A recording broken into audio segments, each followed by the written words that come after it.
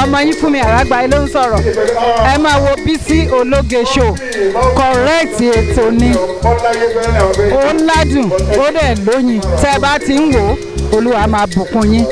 Mo ní àyè báwa táyé wá ṣe o bàbá àyè báwa táyé wá ṣe o ìwọ̀n lọ́lọ́run lókè lẹ́dùnmáre ọlọ́run ayọ̀ jẹ́wọ́ tètè bá wa ṣe o ní Nàìjíríà àyè báwa táyé wá ṣe o. Ẹ máa wo Bísí Ológe show correct ni ẹ má gbé kúrò ń bẹ̀.